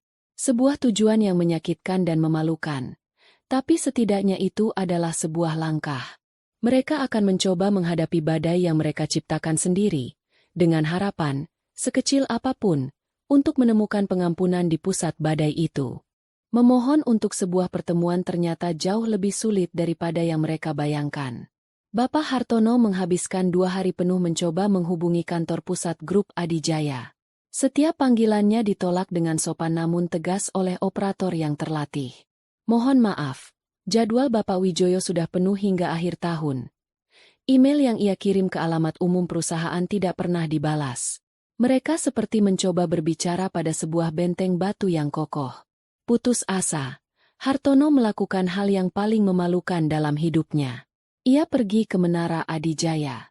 Ia tidak bisa masuk lebih jauh dari lobi, tapi ia berdiri di sana selama 8 jam, dari pagi hingga sore, berharap bisa mencegat seseorang yang penting. Ia hanya tampak seperti pria paruh baya putus asa yang menyedihkan di antara para eksekutif muda yang lalu lalang dengan langkah cepat. Ia diabaikan, dianggap tidak ada. Di hari kedua usahanya yang sia-sia, saat ia hendak menyerah, seorang wanita muda berpenampilan rapi menghampirinya. "Bapak Hartono?" tanyanya. Hartono mengangguk lemah.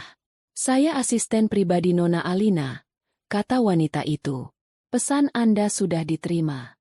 Bapak Wijoyo Adijaya akan memberikan waktu untuk Anda dan keluarga. Besok, pukul 2 siang, di lantai 80. Jangan terlambat." Wanita itu menyerahkan sebuah kartu akses sementara dan langsung berbalik pergi, tanpa menunggu jawaban. Undangan itu lebih terasa seperti sebuah panggilan menghadap raja. Malam itu, tidak ada yang bisa makan. Mereka mempersiapkan diri untuk pertemuan besok seperti hendak menghadapi regu tembak. Ibu Santi memilih gaunnya yang paling sopan, sebuah gaun terusan berwarna gelap yang sederhana. Danu mengenakan satu-satunya setelan jas yang belum ia jual. Bapak Hartono mengenakan kemeja terbaiknya. Tapi pakaian-pakaian itu terasa seperti kostum pinjaman yang tidak pas di badan mereka yang kini dipenuhi rasa takut.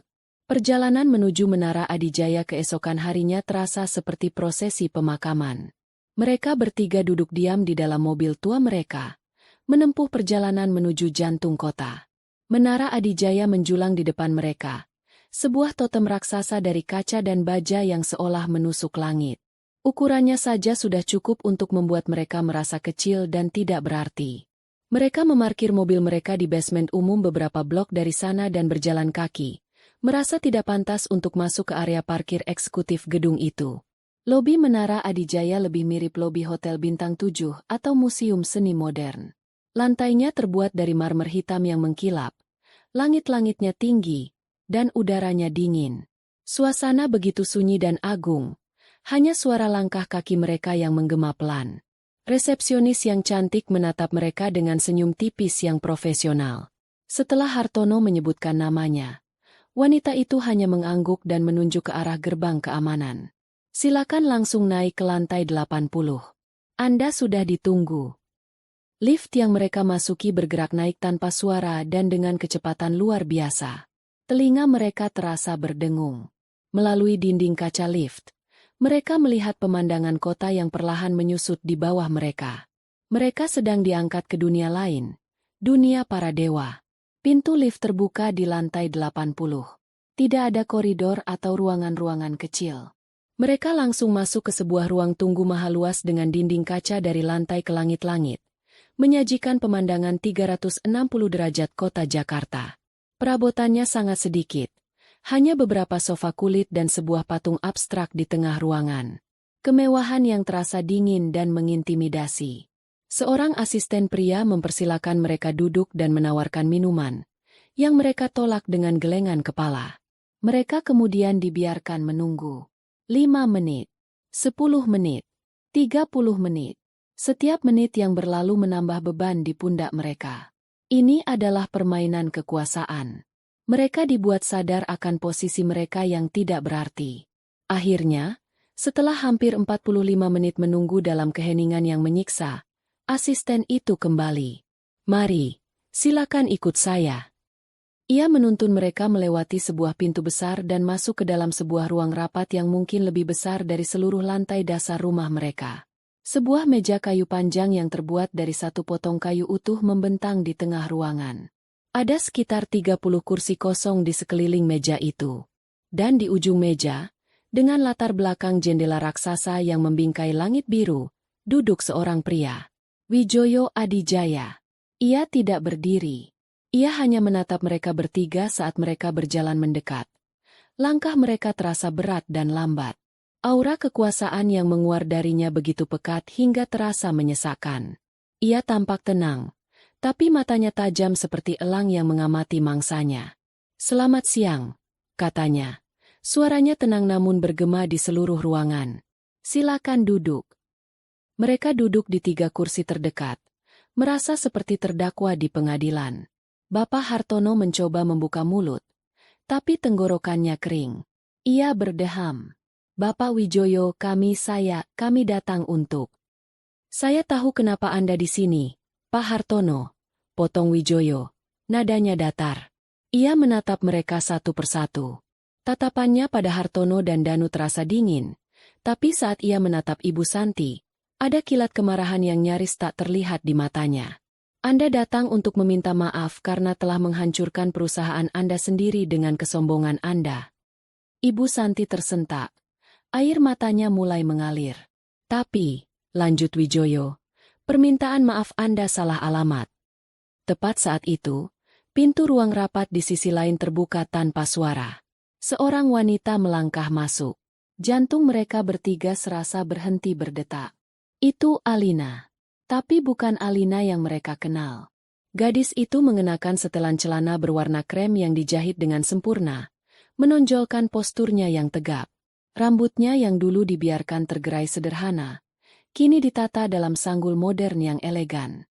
Wajahnya dirias tipis, menonjolkan tatapan matanya yang kini tajam dan penuh kendali. Ia berjalan dengan langkah mantap dan penuh percaya diri, seolah ia adalah pemilik ruangan itu. Ia tidak melihat ke arah keluarga Hartono. Matanya lurus menatap ke depan. Ia berjalan ke sisi ayahnya dan duduk di kursi di sebelahnya. Kursi kedua yang paling terhormat di meja itu. Ia meletakkan sebuah tablet tipis di atas meja dan menyilakan kakinya, menunjukkan ketenangan yang mutlak. Wijoyo Adijaya menatap keluarga Hartono yang terpaku menatap putrinya dengan horor. Permintaan maaf Anda, kata Wijoyo dengan suara dingin yang menggema. Sampaikan padanya. Ruangan itu kembali hening.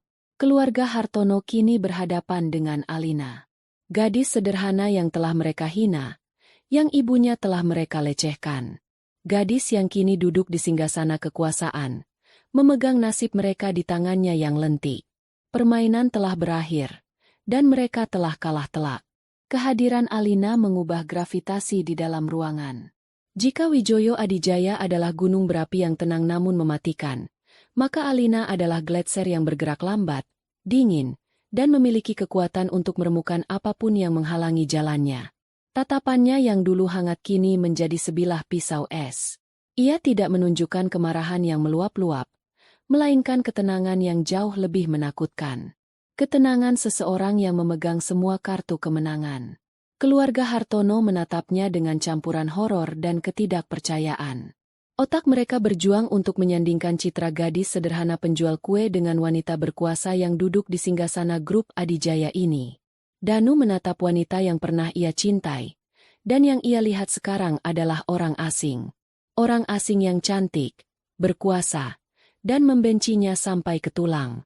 Bapak Hartono adalah yang pertama pulih dari syok. Ia mengerti. Ini adalah pengadilannya. Dengan sisa-sisa harga diri yang ada, ia berdiri, sedikit membungkukkan badannya.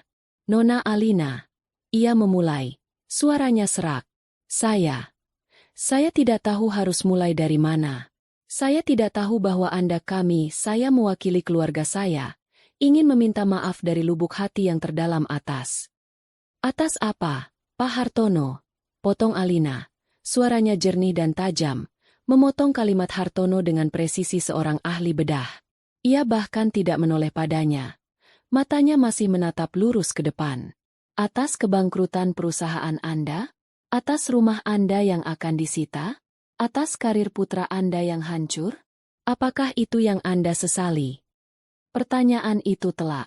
Bapak Hartono terdiam. Karena memang itulah yang ada di benaknya.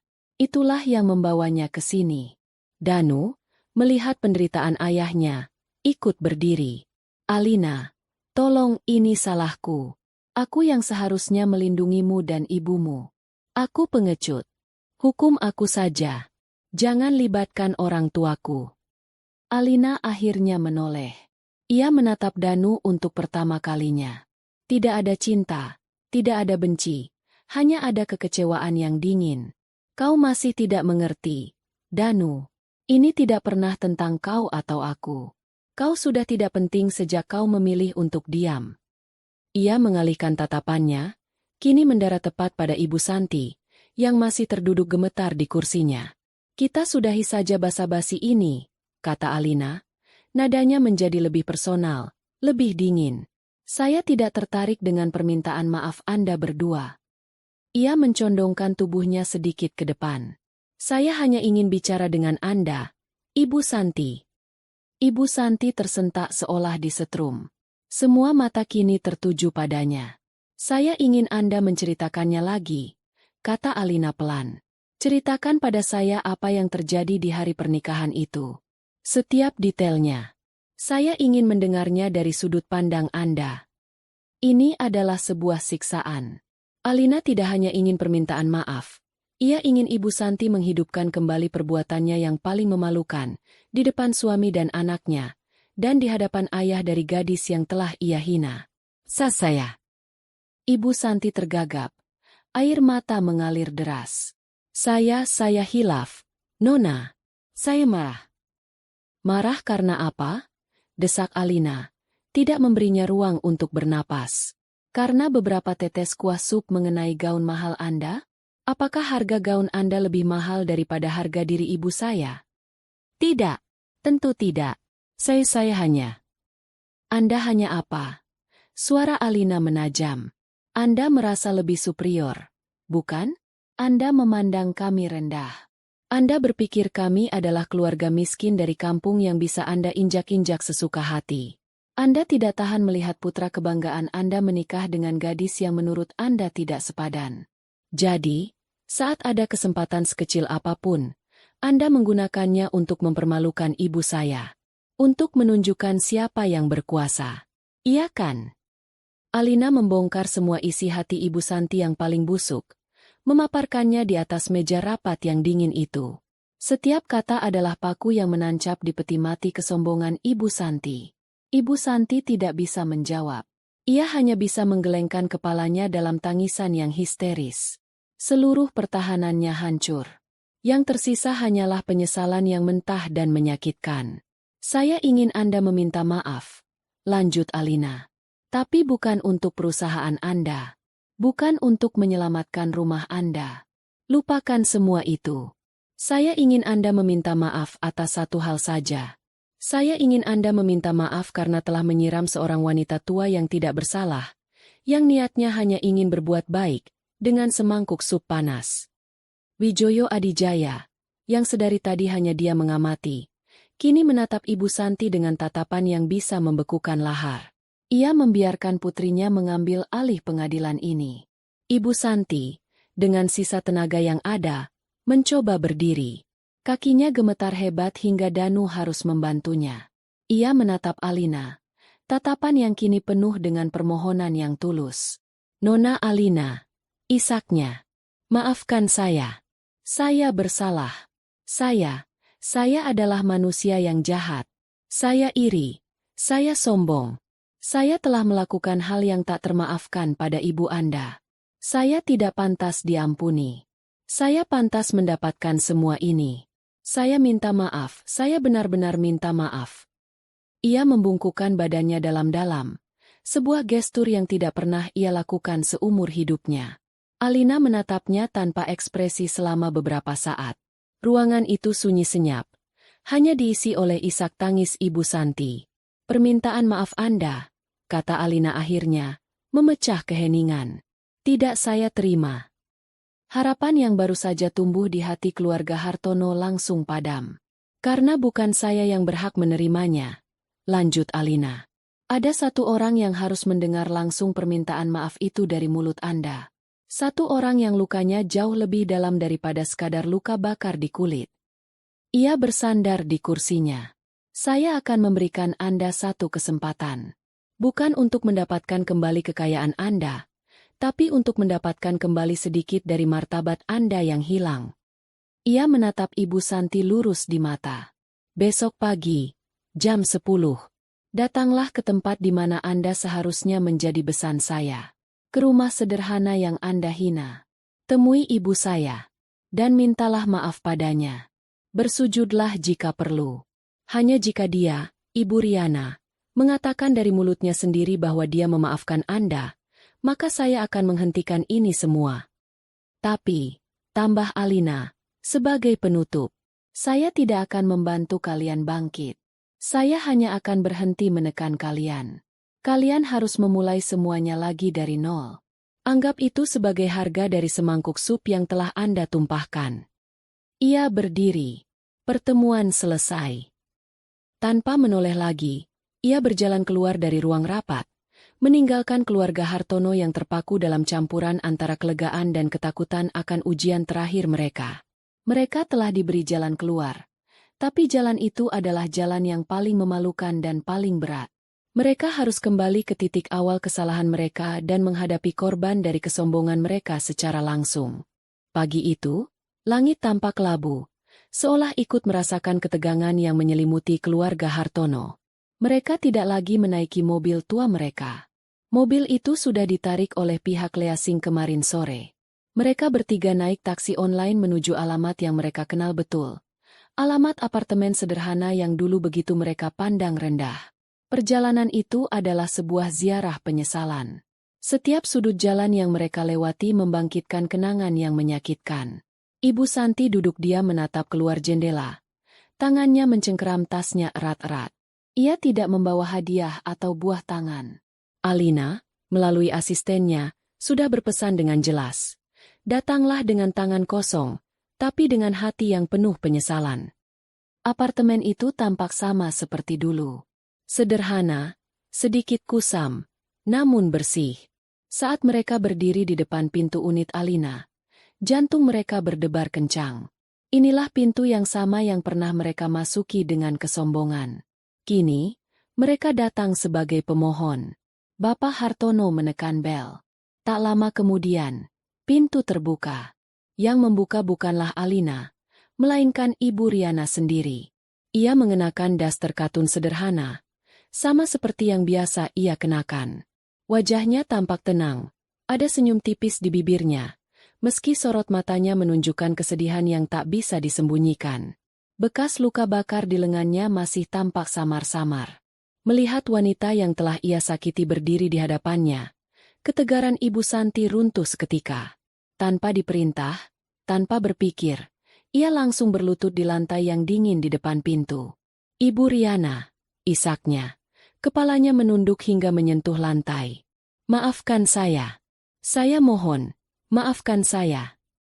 Bapak Hartono dan Danu berdiri kaku di belakangnya.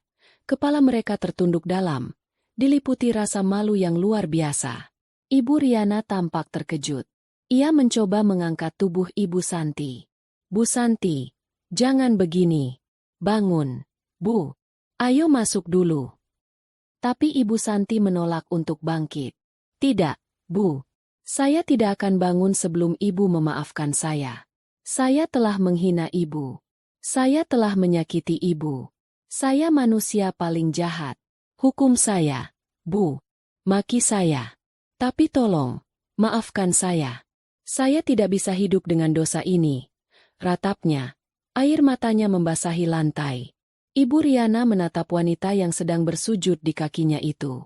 Ia melihat bukan lagi sosok sosialita yang angkuh, tapi seorang ibu yang hancur dan penuh penyesalan. Hati Ibu Riana yang lembut tidak sanggup melihat pemandangan itu. Ia ikut berjongkok. Tangannya yang sedikit gemetar memegang bahu Ibu Santi. Bangunlah, Bu Santi, katanya dengan suara lembut. Saya sudah memaafkan Ibu. Sejak hari itu juga, saya tidak pernah menyimpan dendam. Ia membantu Ibu Santi berdiri. Mereka berdua, dua orang ibu yang nasibnya terjalin karena anak-anak mereka, kini berdiri berhadapan. Ibu Santi menatap wajah Ibu Riana yang tulus, dan tangisnya semakin menjadi. Tapi kali ini bukan tangis putus asa, melainkan tangis kelegaan. Dari dalam apartemen, Alina muncul. Ia hanya berdiri bersandar di dinding, mengamati semuanya dalam diam. Wajahnya tetap tenang, namun matanya yang tajam sedikit melembut melihat ibunya. Setelah Ibu Santi sedikit lebih tenang, Ibu Riana mempersilakan mereka masuk. Mereka duduk di sofa ruang tamu yang sempit itu dalam keheningan yang canggung. Alina akhirnya melangkah maju. Ibu, saya sudah memaafkan Anda, katanya pada Ibu Santi. Sesuai janji saya, mulai hari ini, grup Adijaya akan menarik semua tekanannya dari Anda. Keluarga Hartono menatapnya dengan secercah harapan. Tapi seperti yang saya katakan, lanjut Alina, memupus harapan itu. Kami tidak akan membantu. Rumah Anda, aset Anda yang sudah masuk dalam proses sita, itu urusan Anda dengan bank. Perusahaan Anda, carilah jalan sendiri untuk membangkitkannya. Ini bukan hukuman. Ini adalah konsekuensi. Ia menatap Danu. Kau dan aku, kita sudah selesai. Hiduplah dengan baik. Lalu ia menatap mereka bertiga. Pelajaran hari ini sangat mahal. Saya harap kalian tidak akan pernah melupakannya.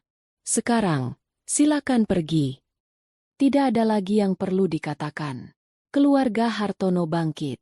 Bapak Hartono membungkukkan badannya dalam-dalam pada Ibu Riana dan Alina. Danu hanya bisa menatap Alina sekilas, tatapan penuh penyesalan, sebelum akhirnya membuang muka. Ibu Santi, dengan mata bengkak, sekali lagi menggenggam tangan Ibu Riana. Terima kasih, Bu. Terima kasih. Mereka bertiga berjalan keluar dari apartemen itu. Mereka datang dengan beban dosa, dan kini mereka pergi dengan beban konsekuensi. Tapi anehnya, langkah mereka terasa lebih ringan.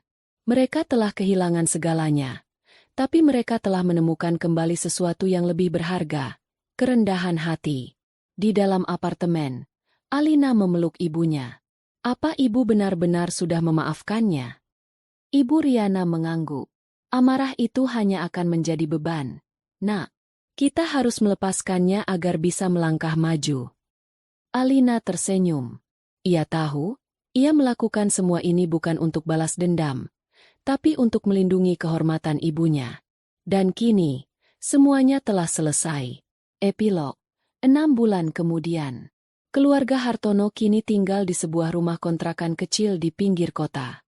Bapak Hartono dan Danu, dengan sisa-sisa modal yang ada, memulai sebuah usaha catering kecil-kecilan, memanfaatkan keahlian memasak Ibu Santi. Hidup mereka berat, tapi mereka menjalaninya bersama. Tidak ada lagi kesombongan, hanya kerja keras dan harapan. Di puncak Menara Adijaya, Alina kini resmi menjabat sebagai wakil direktur utama. Ia memimpin dengan tangan yang tegas namun adil, membawa inovasi-inovasi baru ke dalam perusahaan. Ia tidak lagi menyembunyikan identitasnya. Ia merengkuhnya, menggunakannya untuk berbuat baik. Sore itu, ia berdiri di balkon kantornya yang luas, menatap matahari terbenam yang mewarnai langit Jakarta. Ibunya datang membawakan secangkir teh. Pemandangannya indah, ya, kata Ibu Riana. Alina tersenyum, menggenggam tangan ibunya. Iya, Bu, sangat indah. Luka dari masa lalu telah sembuh, meninggalkan bekas luka yang membuat mereka lebih kuat. Alina telah belajar bahwa kekuatan sejati bukanlah tentang seberapa keras kau bisa memukul, tapi tentang seberapa kuat kau bisa melindungi orang yang kau cintai.